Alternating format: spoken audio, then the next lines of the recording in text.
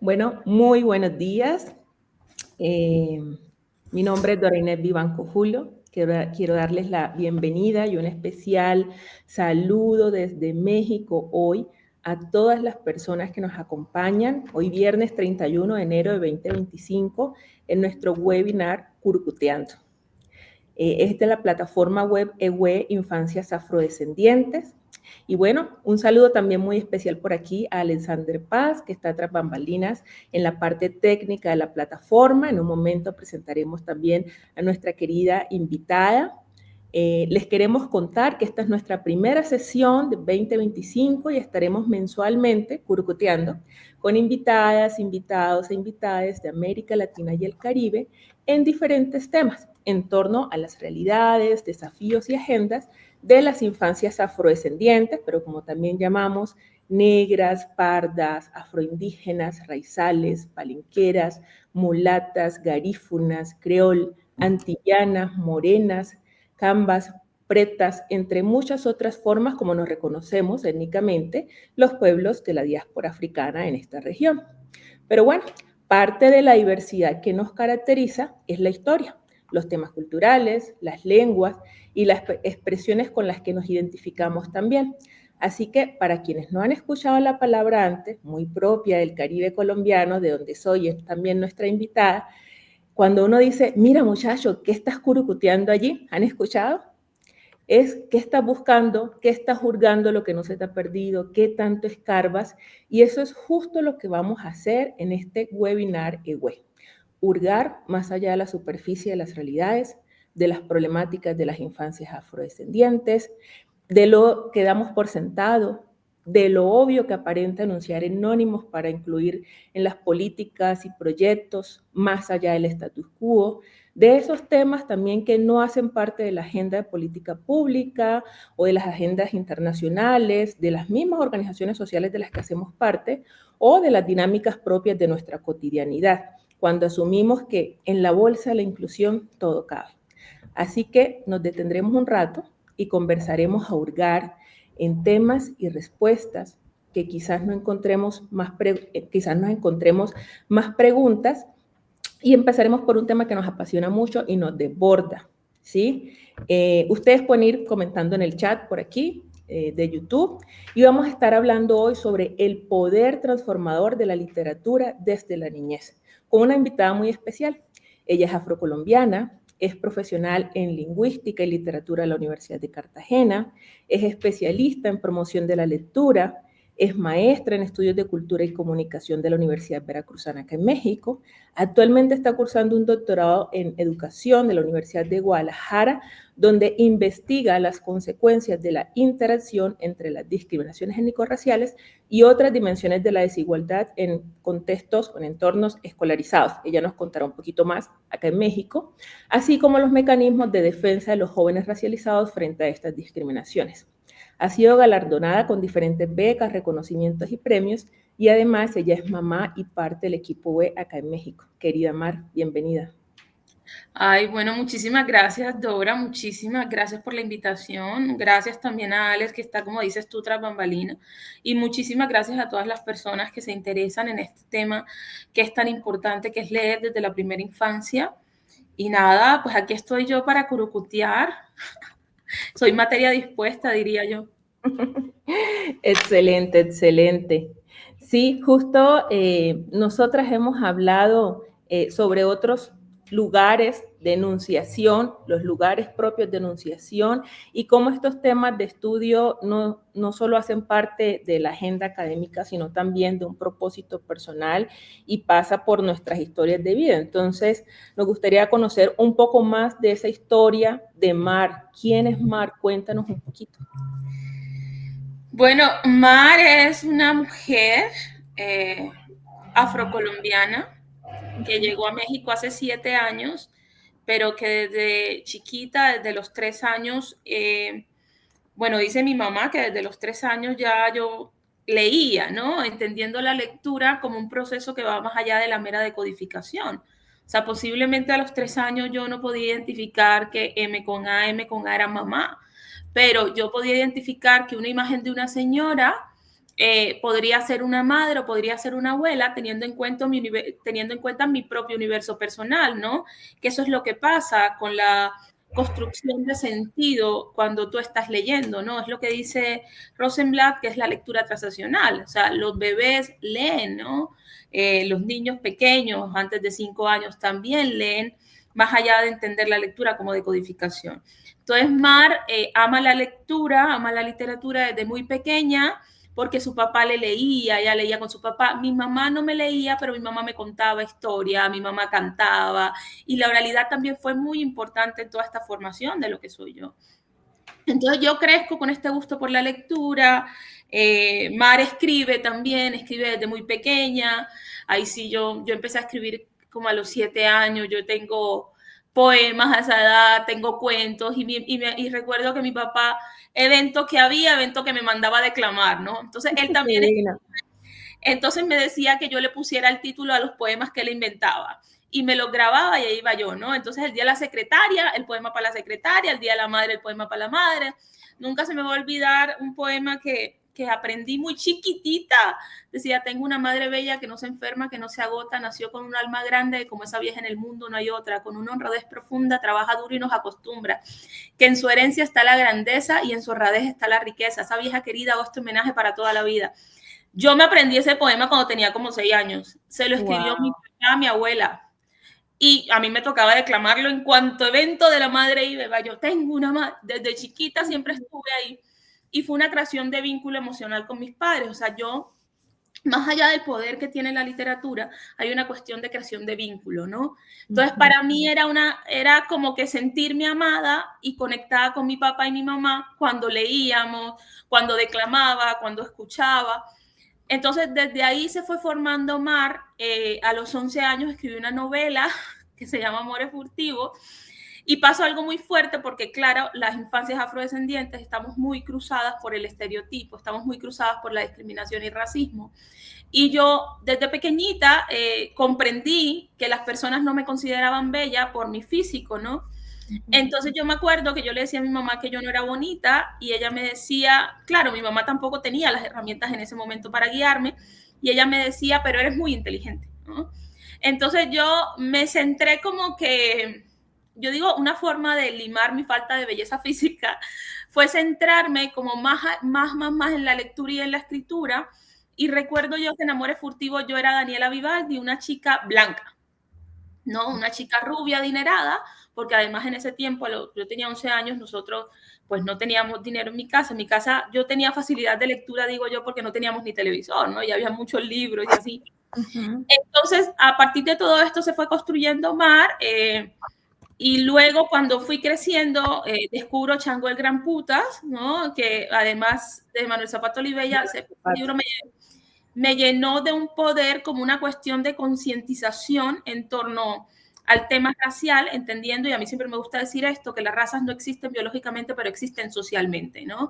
Hay unas prácticas sociales que te marcan a partir del tono de tu piel.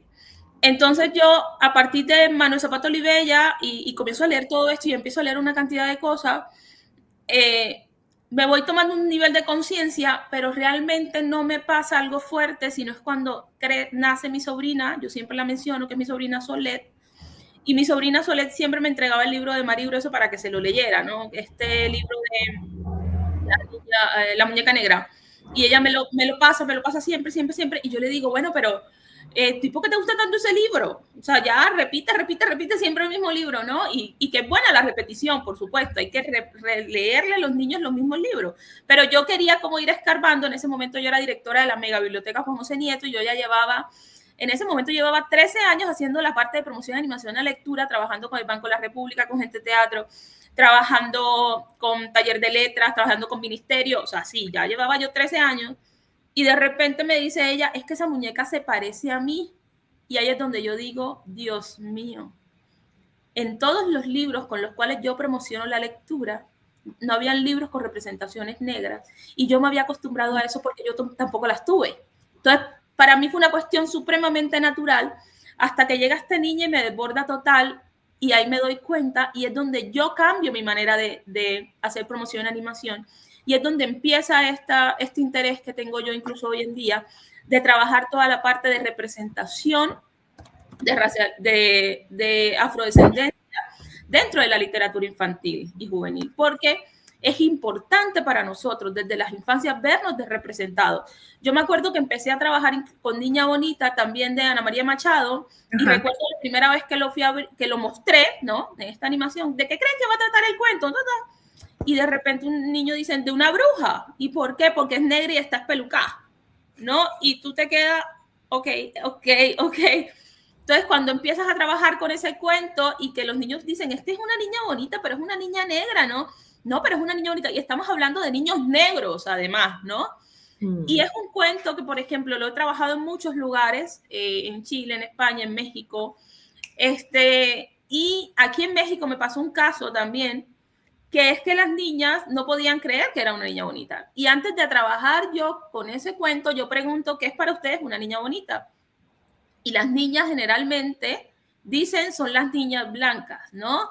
Pero los niños me llaman la atención porque dicen es la niña que se porta bien, es la niña que hace caso, ¿no? Y cuando ya trabajamos lo de niña bonita, ya ellas empiezan a verse de una manera diferente, ¿no? Entonces, esto realmente es poco, digo yo, para todo lo que habría que hacer, pero digamos que de todas estas vivencias, partiendo de mi vivencia personal con la literatura, es donde surge la Mar que soy hoy en día, que está trabajando con infancias, con adolescencia, e incluso desde su propia casa, ¿no? Porque a mi hija le leemos desde que está en el vientre, a mi hija, evento de literatura que hay, a evento que la llevo, soy supremamente crítica, eso sí, cada evento a donde la llevo, y si el evento definitivamente sí me parece que está promoviendo la lectura más allá de una cuestión parafernalia de como que distraer al niño, sabe Dios en qué cosa, y que no proponen realmente una construcción a partir de la literatura. Si el evento lo veo que es así, no la llevo, pero el resto siempre está, y nosotros, por supuesto, siempre estamos comprándole libros, leyéndole todo el día, y hacemos que los libros sean parte de su juguete, ¿sabes? O sea, no como una cuestión allí académica o como una cuestión de obligación, no. Maía tiene sus libros dentro de los juguetes y tiene su biblioteca, porque así lo aprendí y así lo trabajé y así lo trabajo, y es como una cuestión de práctica acción, ¿no? O sea, yo lo que yo digo intento aplicarlo en mi día a día. Entonces, digamos que... Claro. Sí, y eso es muy importante porque justo esta conexión desde lo personal y cómo ha aportado tu vida da cuenta de que es un proceso de convicción, no solo un ejercicio de formación profesional o de que es parte de lo que debo decir o de lo que debo promover por mi construcción en la carrera que has desarrollado, sino porque realmente ha aportado a esa transformación en tu vida y lo ves como algo valioso. Justamente el tema de la creación de vínculos que planteas, que lo viviste, pero que también se generan en los niños, en las niñas, en los adolescentes, cuando empiezan a reconocer estos estereotipos de belleza, por ejemplo, a partir de la literatura, estereotipos de belleza eurocentrados de los que todas hemos sido sujetos. Porque sin duda pues eres una mujer bellísima y eso hoy lo sabes, yo sé que lo sabes, y tu mamá lo veía, pero estos estereotipos con los que vamos creciendo y que todavía los niños y las niñas hoy se ven allí reflejados con relación a qué es lo bello, qué es lo feo, qué es lo bueno, qué es lo malo, ¿sí? Está mediado por esa construcción de una identidad de una sociedad que sigue planteando unos retos en función de esa formación. Y cuando hablas de estos procesos de promoción de la lectura frente a lo que implica también la representación de la afrodescendencia dentro de la literatura, es también la responsabilidad que implica escribir, ¿no? Pero también saber qué leemos. Entonces, siempre hablamos de la importancia de leer, ¿sí? Y yo quisiera preguntarte como literata y como lingüista, ¿por qué consideras que es importante promover la lectura desde esos primeros años de vida, entendiendo también todo esto que nos has ido contando? Bueno, una cosa que yo, antes de pues hacerme investigadora o de leer sobre estas cuestiones de la importancia de la lectura, incluso a nivel cerebral, y todo esto va a conllevar una práctica lingüística, a mí me gustaría decirles que yo descubrí que la literatura me permitía entender que habían unas posibilidades de mundo infinitas y que mi realidad podría ser cambiante. Y eso lo comprendí desde muy pequeña. O sea, yo viví en un entorno pues, de pobreza cuando era más chica. Yo a los 11 años solo comía yuca porque era lo único que había, mi mamá sembraba. Pero a partir de la literatura, yo empecé a pensar que todo eso podía cambiar, Entonces empecé como a tener como esa fe y esa fuerza y esa esperanza y decir, si esto es posible en este cuento, eso puede ser posible en mi vida, ¿no? Entonces yo recuerdo que yo tenía árboles, mi mamá se ríe y de hecho tengo un amigo en Cartagena que le mando saludos y anda por ahí, se llama William. Ahorita que fui con mi esposo, él le decía a mi esposo, es que nosotros conocemos a Mar y lo que decimos es su árbol de sueños. Yo desde chiquita armaba árbol de sueños y yo decía, es que esto lo voy a lograr, esto lo voy a lograr. Y tengo la plena convicción de que lo que yo quiero en la vida lo puedo lograr, ¿no? Y esa convicción yo siento que me la dio la literatura. Yo sentía que si era posible en mi vida todo iba a ser posible. Y luego leyendo todas estas cuestiones acerca de la importancia de todo lo que sucede en tu cerebro, en el hemisferio izquierdo, de hecho, que es la parte de la lógica, de la razón, cuando hay un proceso lector. Hace poco escuchaba también a una neuróloga que ella decía que cuando tú le lees a un niño al año, porque la lectura en voz alta es supremamente importante, ¿no? Al año le estás aportando 75,000 palabras a su vocabulario. Wow. O sea, a los 5 años es 1,000,000 de palabras que le estás dando diferente a un niño que no lee. Entonces, cuando nosotros hablamos de por qué es importante leer, más allá de la cuestión del vínculo afectivo que tú creas en tu familia, es todo el proceso cognitivo que hay y que de una u otra manera te lleva a un proceso lingüístico. Claro que sí, porque el área de Broca, de hecho, que está en el cerebro, ahí es donde funciona el lenguaje, ¿no? Entonces, en el cerebro se activan diversas zonas a partir de la lectura, incluso desde la zona de la emotividad, que es donde viene con el vínculo, pero también está la cuestión del raciocinio, de la lógica de la imaginación. Hay una cuestión, y hablaba de eso con mi esposo ayer, de la diferencia incluso entre leer literatura infantil o literatura, un cuento, una novela o así, que te impulsa el poder de la imaginación, todo el proceso cognitivo que hay, que ayuda incluso a retrasar la degeneración cerebral. Claro, muchos dirán, es que yo leo, pero yo leo específicamente las cuestiones académicas. O sea, yo soy sociólogo y yo leo todo nada más de sociología. Sí, está muy bien, pero lo que te permite la literatura es la imaginación, ¿sí? El poder imaginar ciertos mundos y eso desarrolla otras partes que permite como una mayor diversidad, incluso el desarrollo de ciertas partes de tu cerebro, y eso ayuda al retraso de ciertas enfermedades degenerativas. O sea, el poder transformador desde la niñez nos va a acompañar desde la vejez. Yo siempre digo a la gente, sí, está muy bien que leamos concentrados, por ejemplo, en el tema que nos interesa, pero leamos también otras cosas en torno, por ejemplo, a cuentos, novelas que te ayuden a ese proceso creativo e imaginativo que es tan necesario no solo en la infancia, sino en la vida, ¿sí? Un niño que permite ¿cómo se puede decir? Un desarrollo total, siempre en movimiento de la imaginación, claramente va a ser un niño que va a desarrollar mucho más habilidades cognitivas que otro niño que no lo hace. Es el problema que nosotros tenemos hoy en día con la cuestión de las pantallas. Claro, las pantallas le llaman mucha atención, que los videos, pero un video jamás te va a permitir o te va a dar el poder de un desarrollo cognitivo como te lo da el libro. De hecho, cuando tú estás viendo un video, tu cerebro está quieto. No se están movilizando. Y esto no lo digo yo como una experta para nada, esto lo digo yo como una madre que está preocupada hoy en día en torno a esta cuestión de las pantallas y anda siempre en esta búsqueda como madre profesional de qué es lo que pasa en el cerebro con el poder de la literatura. Otra de las cosas que nos damos cuenta, por ejemplo, es que cuando los niños leen mucho, también hablan mucho. Ay, sí. El niño que lee mucho habla un montón, pregunta un montón y es una curiosidad que tiene todo el tiempo.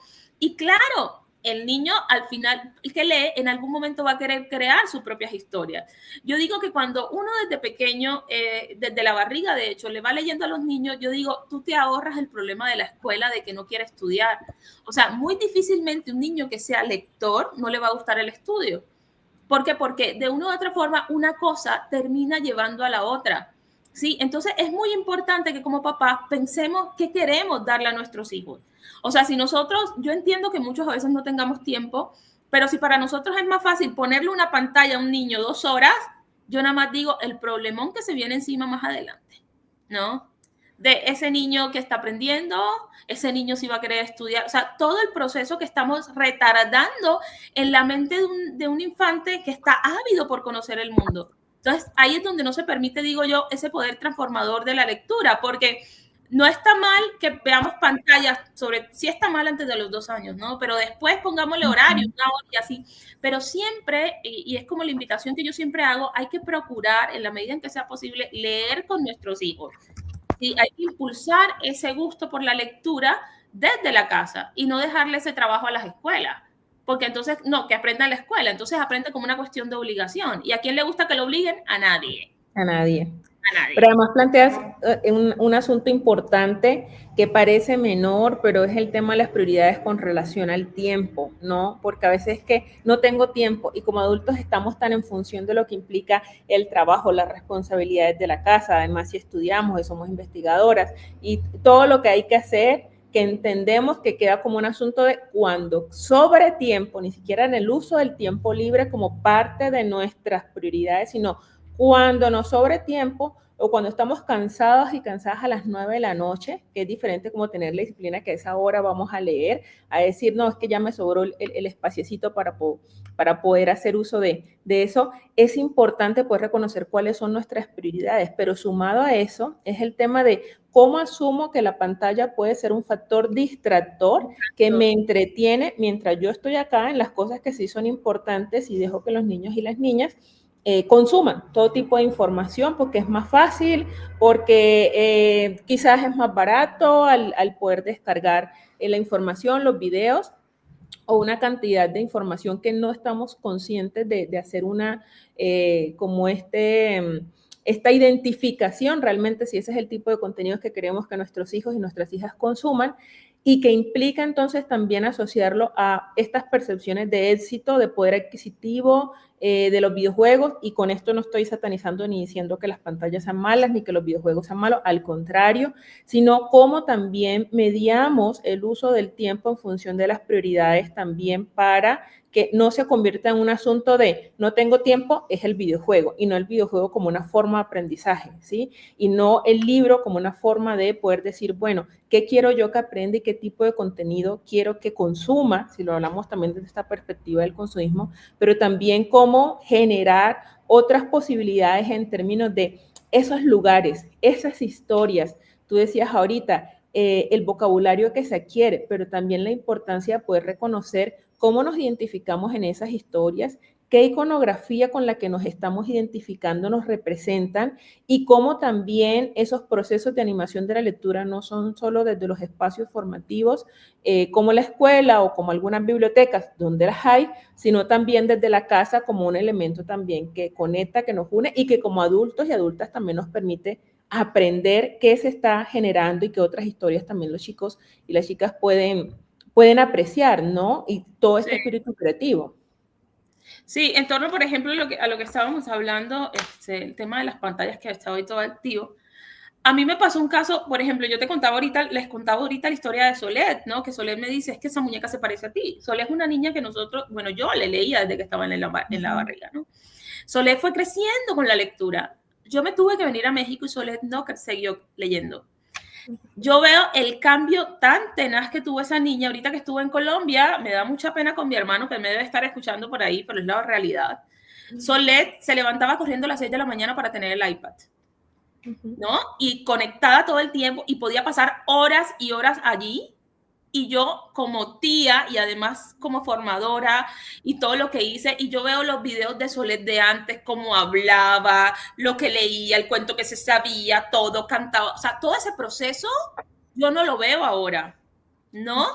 Y la veo todo el tiempo ahí y el hermanito igual todo el tiempo ahí, y yo lo que digo es, ¿cómo le mataron la mente de esa manera? Porque es lo que tú dices, o sea, no se trata de que sea bueno o malo, yo creo que no hay nada bueno ni malo en el mundo. Se trata de, bueno, referente a esas cosas, digo yo, ¿no? Se trata de cómo gestionamos el tiempo con esto. O sea, no tiene de malo que pueda una hora, pero ¿cómo una niña va a estar desde las 6 de la mañana pegada a una tablet hasta la noche, todo el día ahí? Y eso pasa. Entonces yo digo, ¿qué cambio, no? Y entonces yo llevo a mi esposo y le hablo todo el tiempo de mi sobrina y vamos y no, esa no es mi sobrina, eso ya no sé, que esa niña se mete en la pantalla, ¿no? O sea, ¿qué pasó ahí?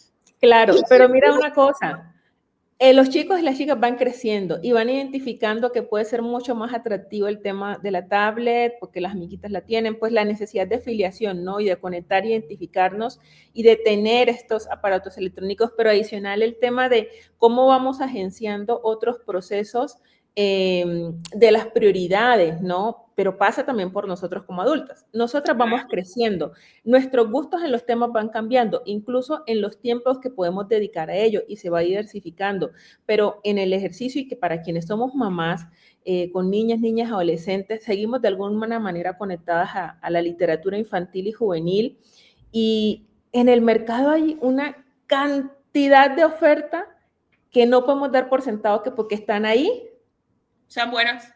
sean buenas, ¿sí? Entonces, un poco también hablar de eso, ¿no? Como, ¿cómo ves hoy el mercado y qué tipos de libros van emergiendo? Y eso hace el pregunta también como de, ¿quién está escribiendo y para quién se escribe hoy?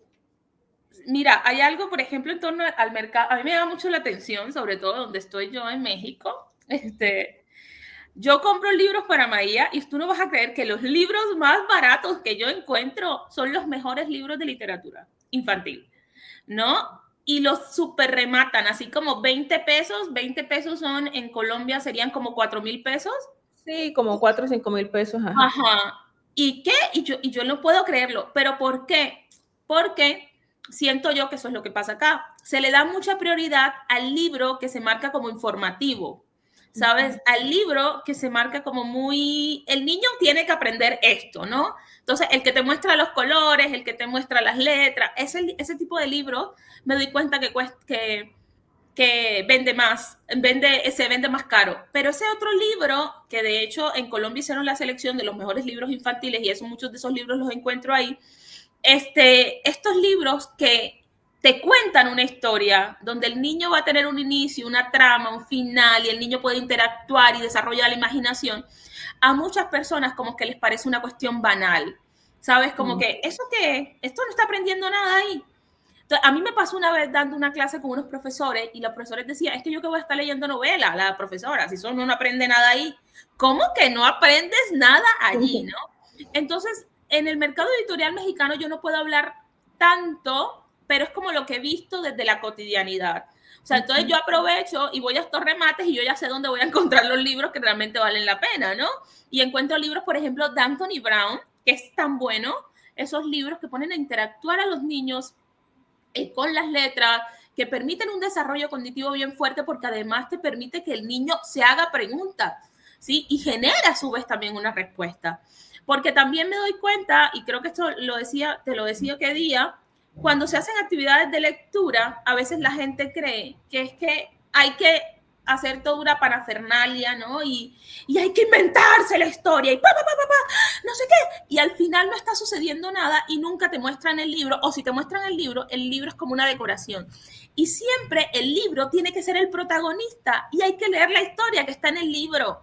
Sí, hay que contar algo. Cuando yo voy a actividades así, yo soy de las primeras que se para y digo, ya me aburrí y me voy, porque yo soy como una niñita para eso, ¿no? Entonces, creo que una de las cosas, por ejemplo, que sigue faltando aquí en México es seguir apostándole a las infancias afro y la representación dentro de, ¿sí? Donde hayan buenas historias, pero además buenas historias ligadas con buenas ilustraciones, porque es supremamente importante también el papel del ilustrador en la literatura infantil.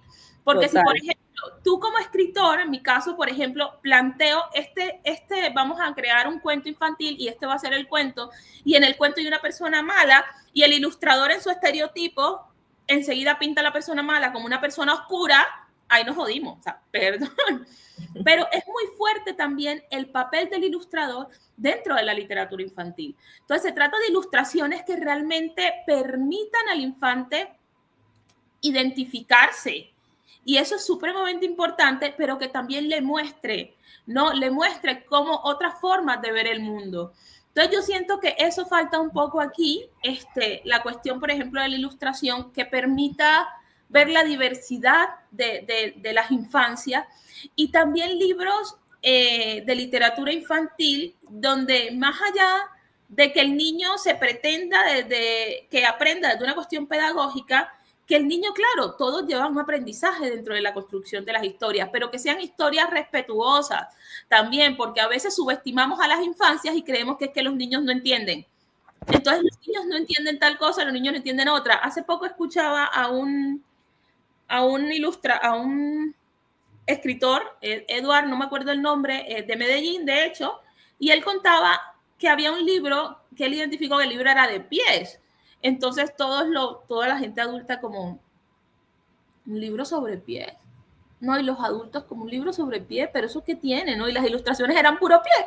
Y cuando se habla con el ilustrador dice, es que eso es lo que ven los niños. Los niños que ven de la rodilla para abajo, no.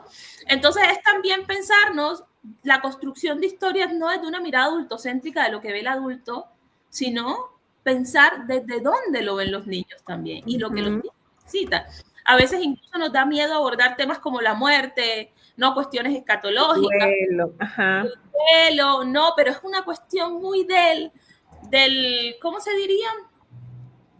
Del adulto, ¿no? Yo me acuerdo una vez que iba a trabajar con un cuento que se llama Paula tiene dos mamás y resulta que los niños, los adultos así como muy asustados, como Paula tiene dos mamás, ¿qué pasa aquí? ¿No? Esto que... Y los niños todos apurados no era porque Paula tenía dos mamás, sino porque Paula también tenía dos gatos, dos perros, entonces porque ellos nada más tenían uno, ellos querían entonces dos gatos. O sea, la lógica, ¿cierto? sí, claro. O sea, hay mucho sesgo, digo yo, desde la visión adultocéntrica. Yo creo que de las cosas más difíciles que hay, yo sí pienso que es la literatura infantil. Y yo sí creo que hay que tener a veces una especialización para poder escoger buenos libros infantiles. Claro, porque es que también está ligado a los miedos o los estereotipos que podemos tener las personas adultas con relación a lo que creemos que es lo bueno, lo malo, lo que es consumir, lo que no es consumir, sin dar la posibilidad que los niños, las niñas, adolescentes decidan también qué se identifican, qué historias están conociendo y cómo ven el mundo.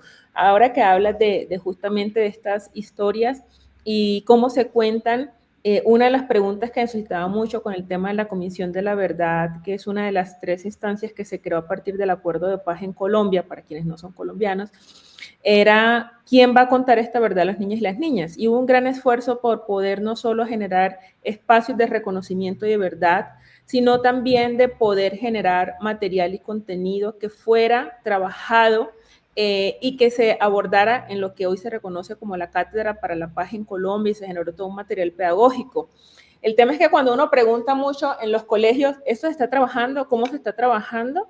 Da tristeza decir que muchos de esos materiales están allí archivados o que solo los utiliza el profesor de historia, ¿no? Entonces, aquí también hay una responsabilidad con relación a no solo qué material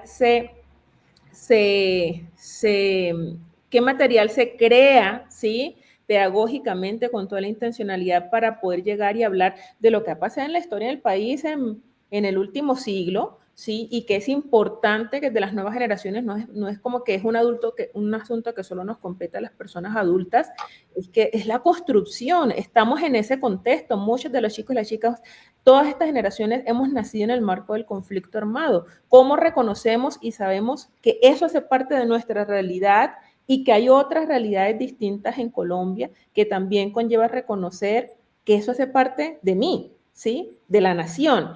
Y es una responsabilidad entonces no solo de los profes y de las profes, sino de cómo acercamos este tipo de materiales.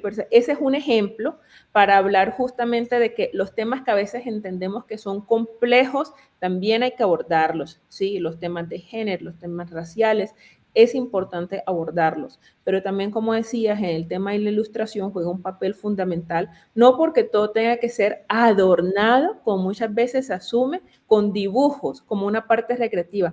La ilustración juega un papel tan importante en cómo se narra la historia y cómo me identifico o no con ella, que hay libros que son solo ilustración.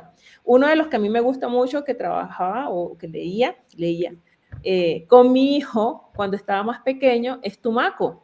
Tumaco está en un formato como si fuera tipo historieta, ¿sí? Y son ilustraciones bellísimas de un niño que le gusta el fútbol y que juega en la playa. No tiene una sola palabra.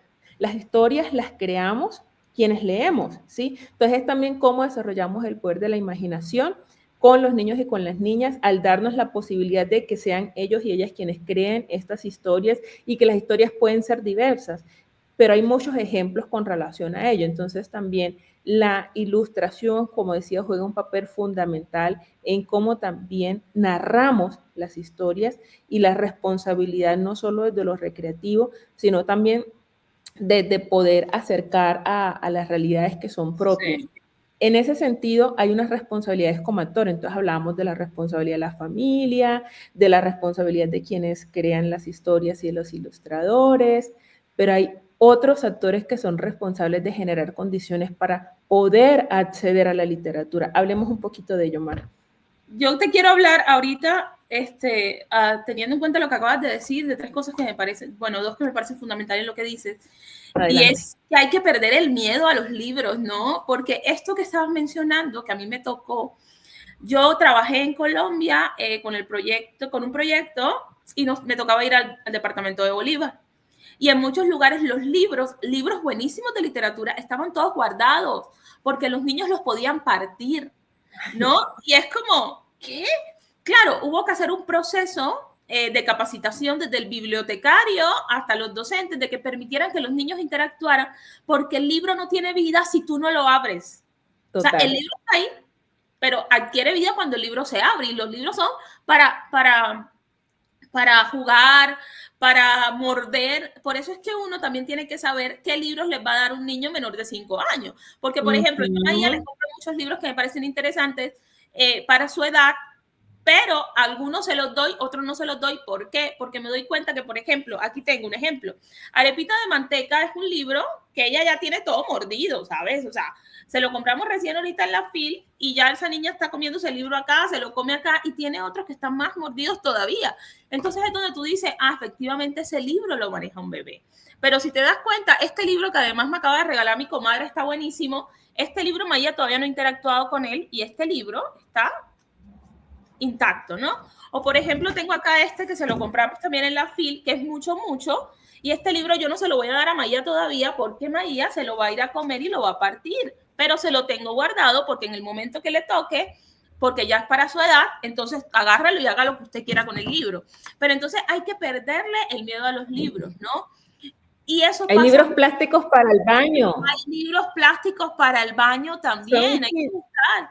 Claro, sí. Y si igual en la escuela no tenemos esos libros de cartoné ni de plástico ni nada de eso, entonces no importa que partan los libros, pero que los niños interactúen con los libros, porque es que hacen los libros en caja, y eso me pasó tanto allá en Colombia como aquí en México. Entonces yo sí considero que hay que perder el miedo a los libros, ¿no? Y otra cosa, por ejemplo, que tú mencionabas, que es esta cuestión de que todos vamos a crear historias a partir de las ilustraciones. Efectivamente hay libros de solo imágenes, y es también pensar en el poder de la imaginación. Ese libro está ahí con imágenes, pero Dora, tú vas a pensar unas historias y yo voy a pensar otro. Lo mismo pasa. Por eso cuando estamos en esta cuestión de promoción, animación, de lectura, incluso desde la casa, yo siempre lo que intento es no meterme en el universo personal de Maía, ¿sabes? O de los niños con los que trabajo. Yo no pretendo decirles cómo tiene que terminar la historia. Yo pregunto, ¿y qué piensas de este personaje? Y si este personaje fueras tú, ¿qué harías en ese lugar?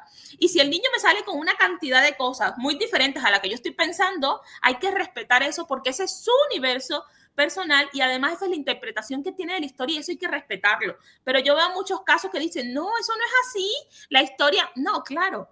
¿Qué pasa? Tú como mediador, y es que claramente está, o sea, el libro no va a ser un libro que te está hablando de dinosaurios y tú entre los dinosaurios vas a estar viendo, no sé, un balón de fútbol. O sea, claramente la cosa no va por ahí. ¿Qué puede pasar? ¿Qué puede pasar? Pero el punto es que el libro te da unas pistas. Y tú como lector lo conectas con lo que tú conoces y ahí vas sacándole el sentido. Los niños también pueden hacer ese tipo de cosas, pero a veces los adultos permeamos eso, cerrando y diciendo, no, eso por ahí no es, ¿no? Entonces también hay que permitirle a los niños que vayan explorando y vayan pensando qué otras cosas pueden suceder en el cuento. Y es maravilloso que un niño te diga que Caperucita Roja no tiene que ser Caperucita Roja, sino que puede ser amarilla, verde, no sé, tornasol, porque eso se trata, seguir trabajando para que se desarrolle la creatividad y la imagen, la imaginación. Y la pregunta que me estabas haciendo ahora antes de todo esto era... Responsabilidades de los actores, ¿sí? Porque no se puede quedar solo un asunto como de, si es que me gusta Claro. leer, lo incentivo, o solo la familia si tiene acceso a los libros, sino también lo que implica en términos de responsabilidades o corresponsabilidades en este ejercicio. Claro, por supuesto. Mira, hay una cosa y es que nosotros, yo siempre hago una cosa y es que cuando voy a trabajar con las infancias, trabajo con los adultos significativos. ¿Qué quiere decir esto? Trabajo con los padres, abuelos, tutores y trabajo con los profesores. Porque yo digo, yo hago un trabajo con ellos, con los bebés o con los niños y las niñas, y hago un trabajo de lectura y a ellos les gusta, pero llega a su casa y en su casa el papá le dice, ¿eso qué es? Eso no sirve para nada. Y hasta ahí se te cayó todo el trabajo, ¿no? O si en la escuela tampoco les interesa. Pero más allá de eso, hay una cuestión y es que hay muchos niños, sobre todo los niños de zonas de barrios o digamos que de nivel socioeconómico bajo, donde necesitan tener subsanadas ciertos requerimientos alimenticios, podría ser, ¿no? O sociales, económicos y en fin. Entonces uno dice, ay, es que leer es importante, ¿no? Y tienes que leer, pero resulta que papá no tiene tiempo porque tiene que estar trabajando en la calle para poderle llevar comida a la familia. Entonces, ¿quién eres tú para estar diciéndoles que la importancia es leer si para ellos la importancia está en comer? ¿Ves? Entonces, lo que yo pienso es que se necesita llevar actividades y como concadenadas con el Estado, con las instituciones, para que permitan que estas infancias puedan tener acceso a los libros, pero además puedan tener una relación con los libros. ¿Sí? Porque para poder tener una apropiación hay una cantidad de factores que influyen en esta apropiación. Y esos factores van incluso desde tener una buena alimentación. O sea, tener a corazón contento, porque un niño con hambre que le va a entrar, pues nada, ¿no? ¿No aprende? No aprende. Sus niveles de atención están nulos. Y otro es que si a los profesores no les gusta leer, tampoco aprenden. ¿Por qué? Porque el gusto de la literatura es una cuestión de contagio, ¿sí? Es una cuestión de enamoramiento. O sea, a los niños tú no los puedes, ¿cómo se diría? Como que tú no los puedes engañar. Esos son el espectador más honesto y sincero que hay en esta vida, son las infancias. Y ellos se dan cuenta. Entonces, si a ti no te gusta y tú pretendes que a un niño le guste, pues no le va a gustar, mijo, porque a ti no te gusta y el niño se da cuenta de eso, ¿no? Hay niños un poco más autónomos, por supuesto, que se acercan a la lectura por su cuenta y independientemente del adulto les va gustando, pero son pocos casos realmente, todo es una cuestión de enamoramiento. Entonces, puede que empiece desde el hogar, claro está, pero yo sí creo que hay que pensarse a nivel de Estado, a nivel de ciertas instituciones, para que permitan que aquellos factores externos que impiden la apropiación literaria disminuyan y así los niños tengan mayor acceso a estos libros también, porque lo otro es que, por ejemplo, yo trabajé en una comunidad acá donde los niños no tenían acceso a libros, no había biblioteca y los pocos libros que había pasaba esto, estaban todos metidos en una caja porque les daba miedo a los que se les dañaran los poquitos libros que tenían, ¿no? Porque también veían los libros como una cuestión de decoración. Entonces yo trabajé con ellos un tiempo, pero cuando yo me fui de ahí, los niños no tenían instrumentos para la lectura, entonces no siguieron leyendo.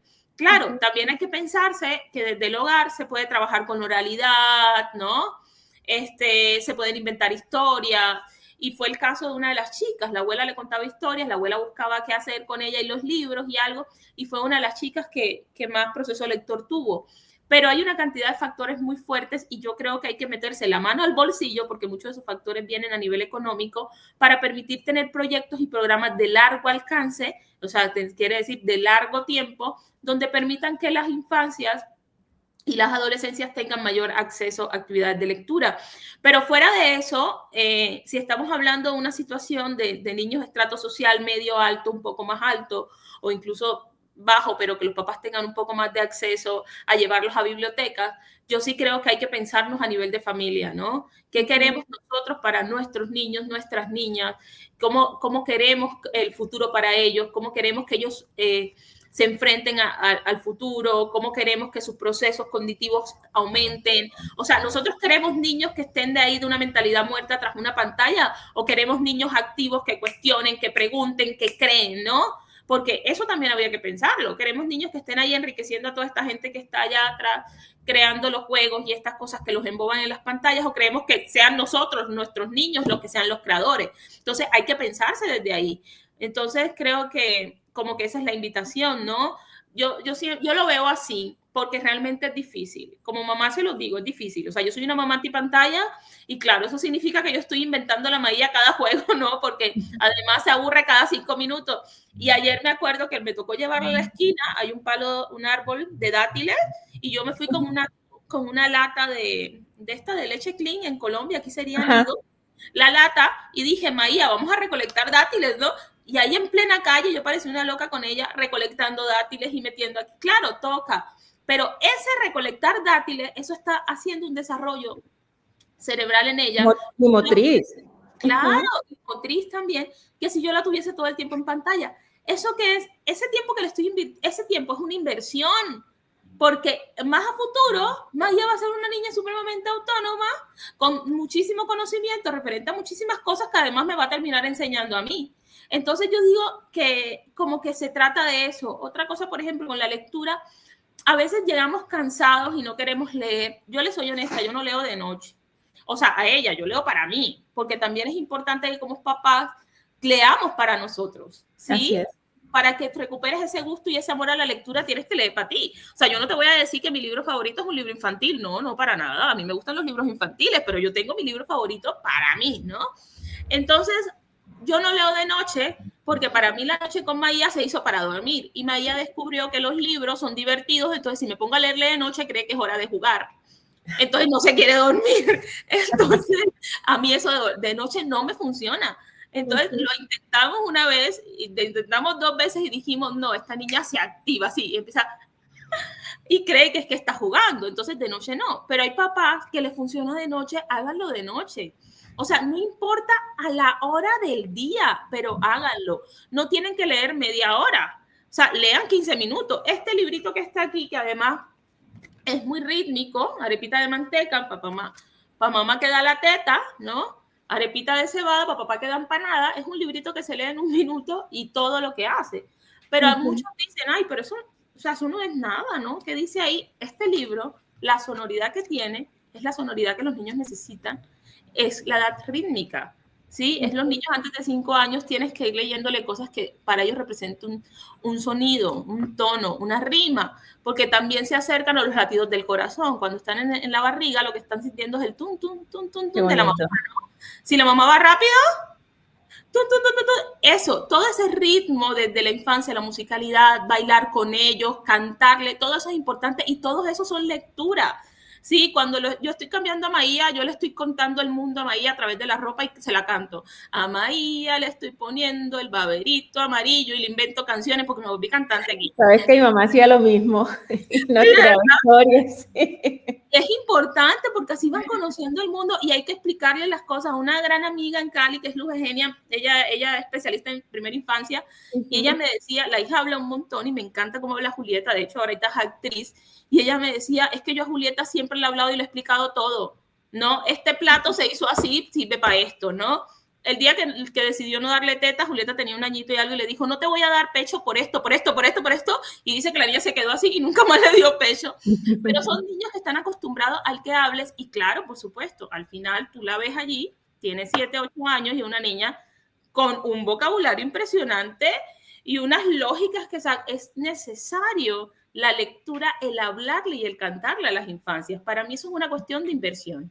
Sí, pero sabes también que me parece súper importante en eso y lo que planteabas con tu amiga y es el ejercicio de hacerlo desde un lugar de honestidad, de legitimidad, porque a veces entendemos que como los niños y las niñas son chiquitos, son bebés, entonces hay que decirles mentiras y nos inventamos un montón de historias con relación al coco, con relación a las cosas que no queremos nosotros como adultos que hagan y lo que estamos es castrando la capacidad de que sean curiosos, de que descubran el mundo, ¿sí? Entonces eso también es un llamado alerta allí porque es importante decir, bueno, nosotros debemos perder el miedo a que los niños puedan preguntar, porque entendemos como que nosotros tenemos que tener las respuestas a todo. No, qué interesante que puedan darse la capacidad de preguntar, de descubrir, y si no sabemos la respuesta, busquémosla juntos, ¿sí? O que la busquen y nos cuenten y nosotros también aprendemos. Pero es esa posibilidad también que nos brinda la literatura a partir de generar ese espíritu crítico, curioso, y que invita justamente a poder tener unas relaciones mucho más honestas, mucho más sanas,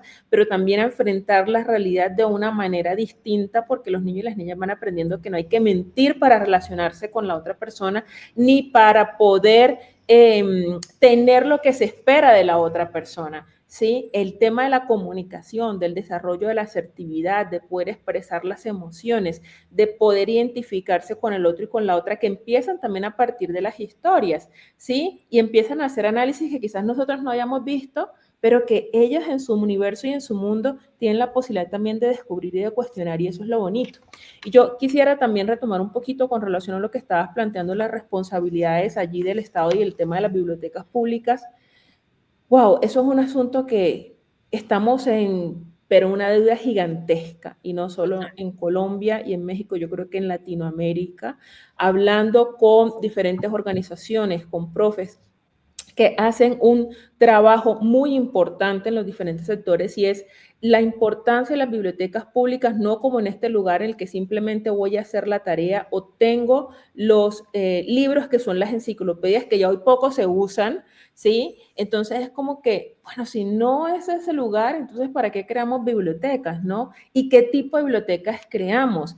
Y es la posibilidad de también ver las bibliotecas como un espacio de conexión, de generar comunidad, de generar cohesión y de transformar los espacios. Espacios no solo hablando desde lo físico, sino también de los espacios seguros en los que los niños y las niñas encuentran posibilidades a través de una ludoteca, ¿sí? Con las salas de juego, a través de las salas sonoras, a través, entonces es también comprender que el tema de la literatura no pasa solo por la lectura, ¿sí? de las letras, sino también por los diferentes lenguajes expresivos que conectan la música, el arte, toda la parte motriz, el teatro, para poder justamente conectar y aprender a leer el territorio, aprender a leer la realidad de una manera distinta. Recuerdo mucho un trabajo de grado que dirigí de un profesional hoy en planeación y desarrollo social en Medellín, y él hizo su trabajo de grado con relación a la transformación de una biblioteca en la Comuna 13, ¿sí? Entonces tú dices, bueno, pero ¿qué tiene que ver la biblioteca con el tema de desarrollo local?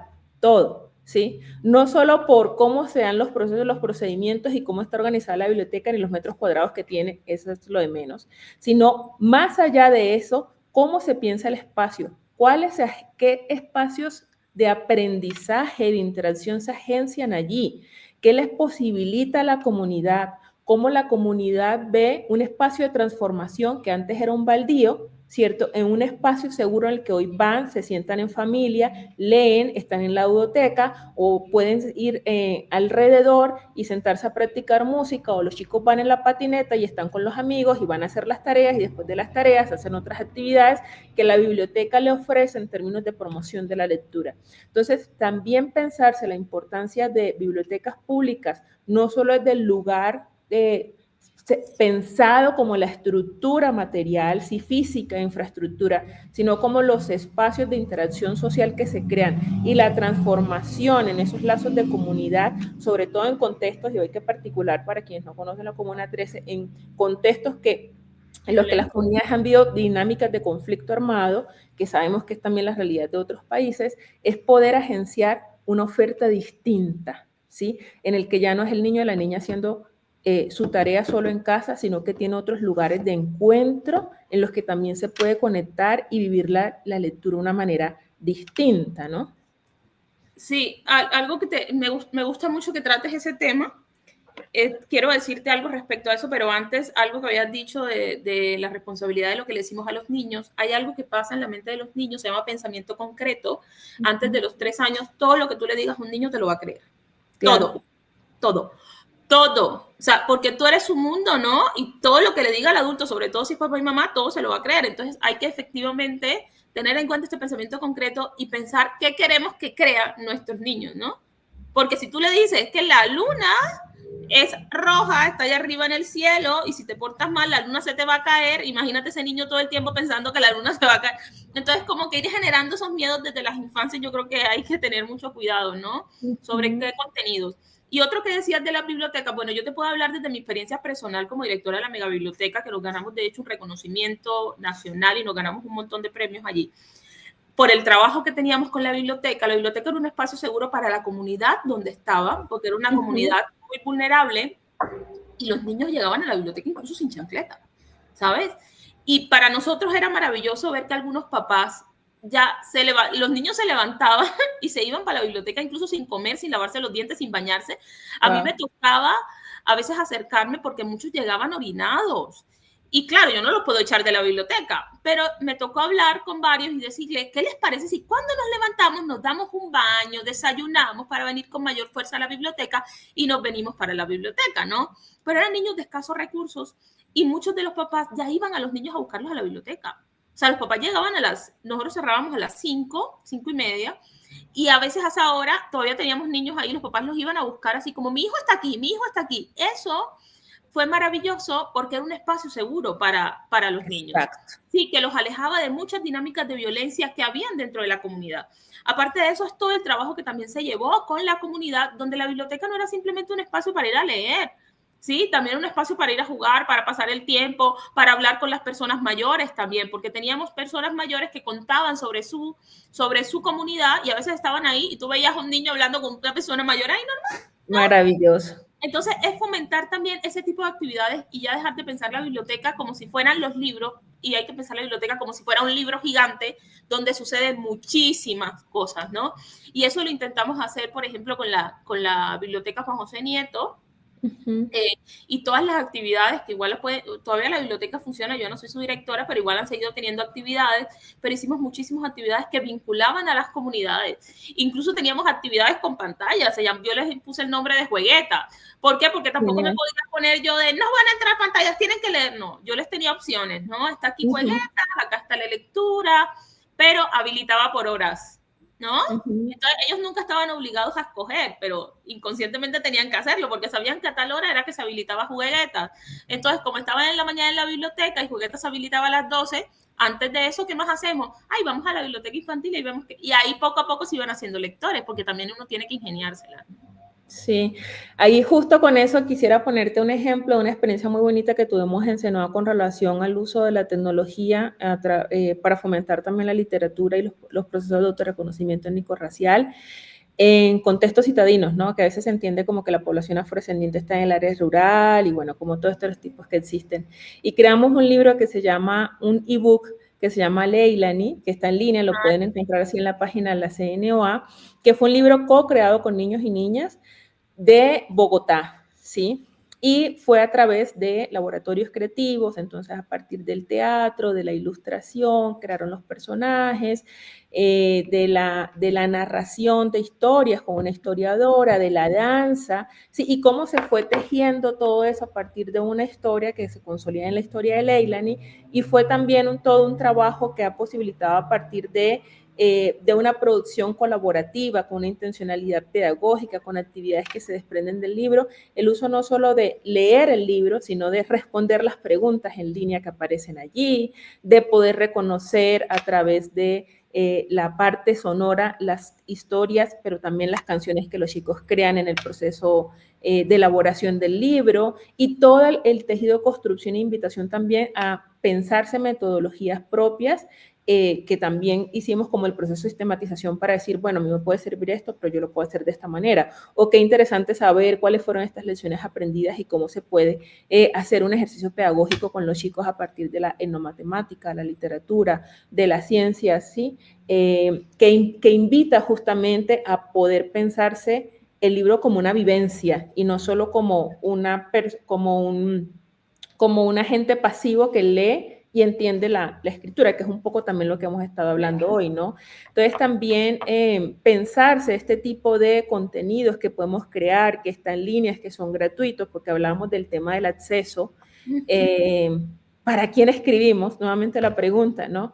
Pues nosotros nos interesaba que llegara a todo el mundo, ¿no? Entonces, claro, lo que hicimos a través de esa beca fue con el Ministerio de Cultura justamente, 2017, y lo que hicimos fue que el libro quedara abierto y se puede encontrar allí, así como todo el material pedagógico y todo el proceso de creación que se hizo. Entonces también la importancia de decir, es importante seguir creando este tipo de historias, es importante de pensarnos la representación, pero también es importante que llegue a todo el mundo.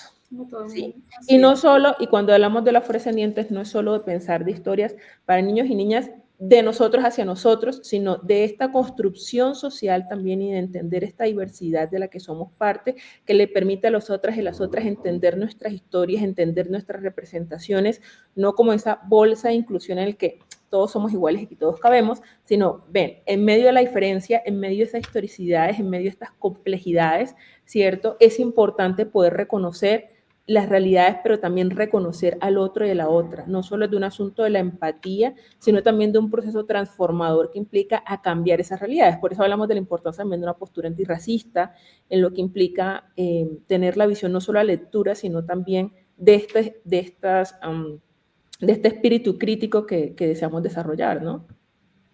Así es.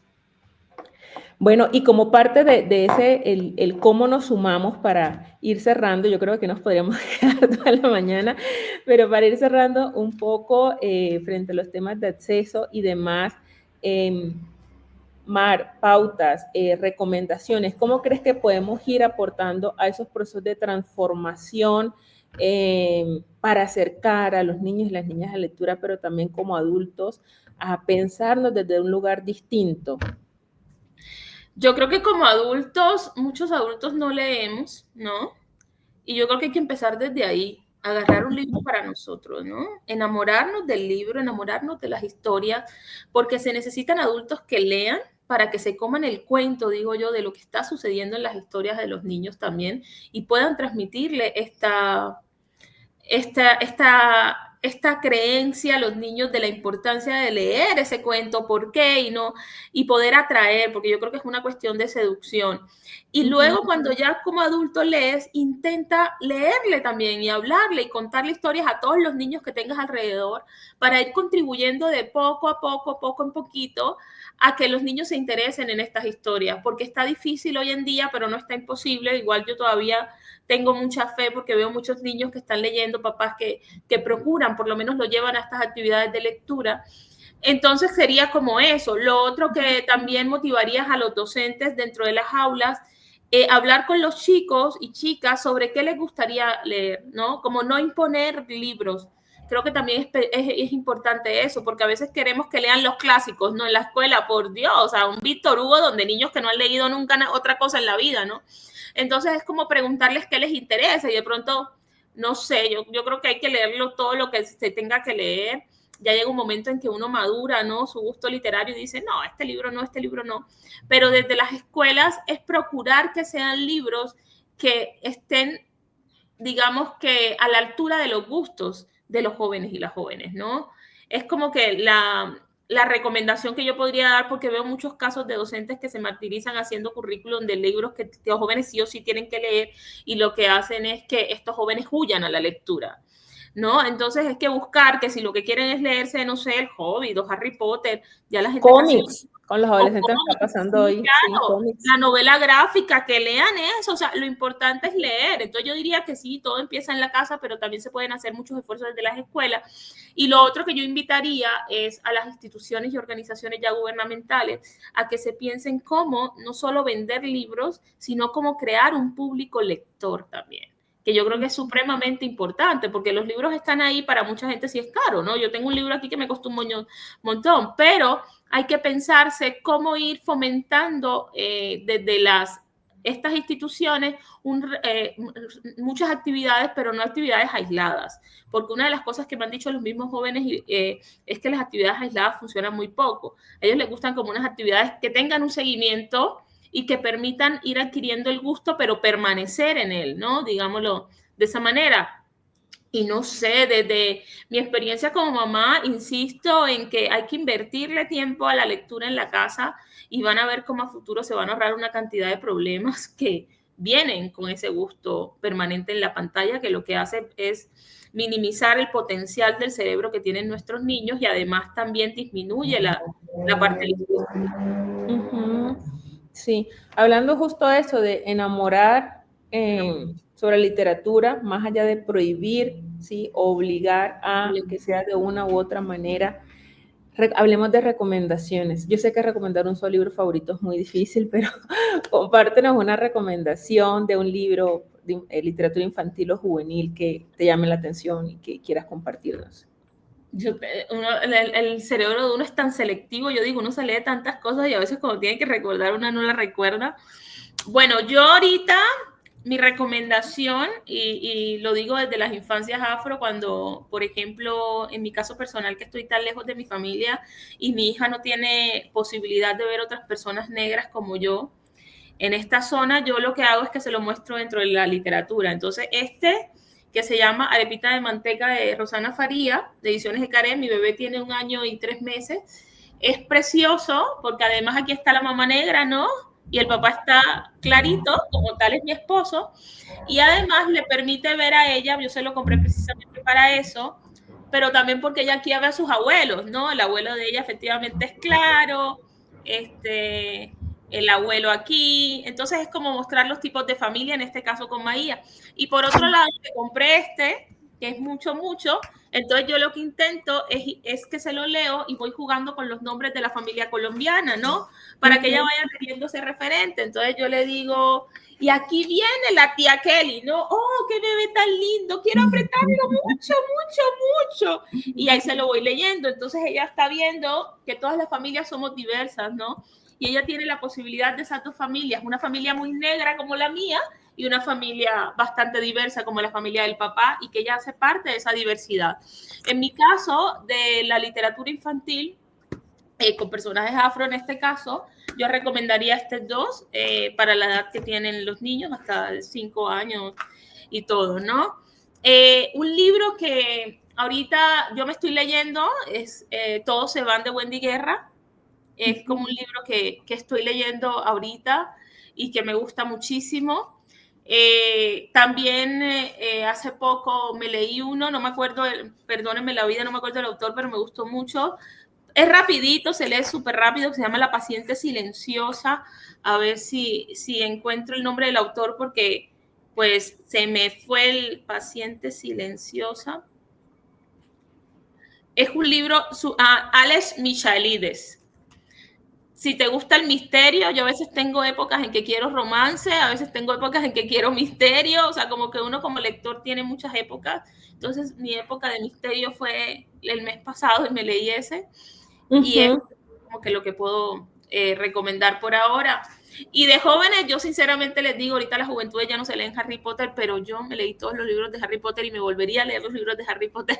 A mí me encantó. Y, ¿sabes? Adquirí el gusto por mi hermano, que es menor que yo, y se leía toda la saga, entonces era también, y hacía que mi mamá se los leyera, entonces lo comentábamos, y por él empezamos a leer Harry Potter. Sí, a mí la verdad es que sí me gusta mucho, y de novela histórica me gusta mucho cómo escribe Isabel Allende, la verdad. Me gusta mi libro, sí, ese libro, Inés del alma mía, me fascina, y hay un libro que recomiendo mucho a las personas aquí en México que se llama La sombra del ángel, de Catherine Blair. Sí, es la historia de esta chica que fue un referente cultural muy fuerte aquí en México y que se suicidó en Notre Dame. Y ese libro es un espectáculo, y ya están viniendo a mi mente un montón de libros y podría aquí seguir. Yo sé, por eso recomendar solo uno es muy difícil. Es difícil, y sobre todo que me preguntaste, dije, bueno, ¿qué libro? Y de repente menciono uno y ya se me viene el otro, y se me viene el otro, y me acuerdo del otro. A mi esposo me regaló estos días, como está La furia de Pedro Páramo, yo me lo leí pues muchísimo, ya ni me acuerdo, y me lo regaló, ahí lo tengo. Y de Colombia, ahorita que estuvimos, trajimos varios de Alberto Salcedo, que pues ya no saca por el caso que pasó de acoso, pero no se puede negar que escribía muy buena crónica, entonces nos trajimos uno de crónica. Y así, porque la crónica también le agarré mucho gusto, y estoy leyendo, por ejemplo, lean, y ya puedo seguir, no pare, Leila Guerreiro. Leila Guerreiro escribe una crónica, pero una cosa espectacular, y pues ahí voy. Siempre estoy leyendo, tengo en esta casa hay 2 Kindles, un montón de libros, allá también hay libros, Maya tiene libros, y siempre estamos como en la búsqueda. De hecho, dentro de nuestro ahorro familiar, sacamos un 10% a la compra de cuestiones educativas o de entretenimiento literario, y siempre todos los meses compramos libros o nos inscribimos en un curso de algo que nos interese, y así está como puesto, ¿no? Sé que todo el mundo a veces no se puede dar el lujo, pero en la medida que sea posible, creo que sacar un 5% a la compra de libros vale la pena. Y lo otro es que si no los quieren comprar, no los compren. bájense un Kindle y se bajan de internet, hay de library. Y las bibliotecas públicas. Las bibliotecas públicas también, y también las virtuales. En internet yo bajo un montón de libros gratuitos que me leo luego en la Kindle. Justo eso, para allá iba, quería contarles a quienes están por aquí escuchando, que en la página web de EWE, www.ewe, se escribe EWE, infanciasafro.org, tenemos una sección que se llama caja de herramientas. Y en la caja de herramientas hay un pallet, es decir, un tablero colaborativo con recomendaciones de libros para niñas y adolescentes de diferentes edades. Y ha sido un esfuerzo también de poder colocar el libro, las reseñas, hay reseñas de otras personas, Mar se comprometió a hacer algunas. Y también publicar los libros infantiles, ¿no? Claro, y lo bonito es que hay unas recomendaciones que por derechos de autor pues no podemos compartir, obviamente, pero hay otras que sí, que nos los han donado, ¿sí? Y tenemos allí libros de autores como Flavio, por ejemplo, que nos dio su obra y ahí la pueden encontrar, La familia Francisco, que es de Brasil. Tenemos de libros de una escritora de Venezuela, de Ana Márquez, con algunas historias, incluso unas de México, ¿sí? Pero también tenemos recomendaciones de libros que nos parece muy importante. Aquí Alex nos está apoyando justamente con el panel para que ustedes vean dónde pueden entrar, de recomendaciones. De Colombia, por ejemplo, tenemos una recomendación muy bonita de Abuela se fue la Nuna, que es el último libro de Mari Grueso, o de Rosa la Crespa, de Indira Serrano. Y hay uno que a mí me encanta muchísimo, esa conexión también por la historia africana de diferentes países, y es Mis cuentos africanos de Nelson Mandela, donde podemos encontrar justamente historias de diferentes pueblos y países de África que han pasado de generación en generación. Y Maida retoma y compila este libro, sí, en un trabajo maravilloso con diferentes ilustradoras e ilustradores y un mapa incluso para poder ubicar el país de las historias. También van a encontrar allí libros que nos recomiendan las niñas, niños y adolescentes que participaron en el podcast de Coro en Coro. Si no han ido a escuchar el podcast, vayan. La primera serie se llama De Río en Río, pueden escucharlo en Spotify o aquí en la página también. Y hay unas recomendaciones buenísimas, allí nos está mostrando Alex el podcast, unas recomendaciones buenísimas. Contarles también que uno de los ejercicios que hicimos a partir de este ejercicio de diálogo, de que los chicos y las chicas nos contaran sus recomendaciones de lectura, fue aportar justamente a fomentar la lectura, regalándoles libros, además de los kits lindos, que ya les iremos compartiendo fotos por redes, de los kits que diseñamos, con agendas, con postales, ¿sí?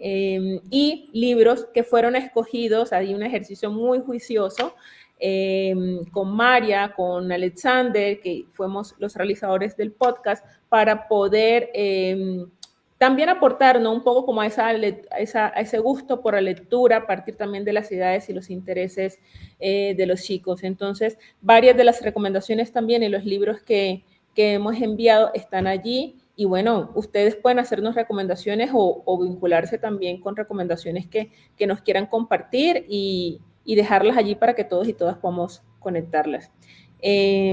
Bueno, ha sido un placer poder estar con ustedes. Mar, ¿quisieras agregar algo antes de despedirnos?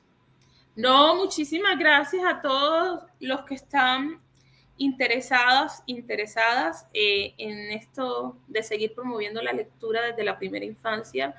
Yo sinceramente les doy muchísimas gracias porque siento que le estamos haciendo un bien gigante a las infancias y al mundo en general, ¿no? Gracias, Dora, por la invitación. Realmente me sentí así, como yo siempre digo, en el patio de mi casa hablando de temas que me gustan. Muchísimas gracias. Y nada, estamos en contacto. Gracias, por supuesto, a Alex, que estaba allí tras bambalinas y ahorita tan rápido mostró el parle de Ivy.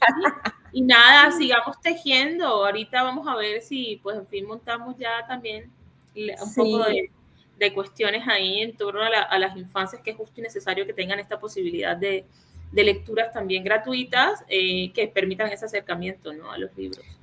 Sí, claro que sí. Como dicen, nosotras aquí podríamos seguir y seguir. Nosotras con seguridad lo haremos con un cafecito seguramente, confabulando con niñas y adolescentes también en los talleres territoriales, en los laboratorios creativos. Y bueno, por ahora agradecerles por escucharnos, por conectarse, por participar. No tenemos preguntas por allí en el YouTube, algunas por allí sí de mensajes internos que luego les estaremos también dejando. Recuerden que estos espacios, lejos de ser verdades absolutas, son conversas para dejar abierta, en punta, para seguir hilando en la discusión, para seguir curcuteando, ir construyendo en colectivo.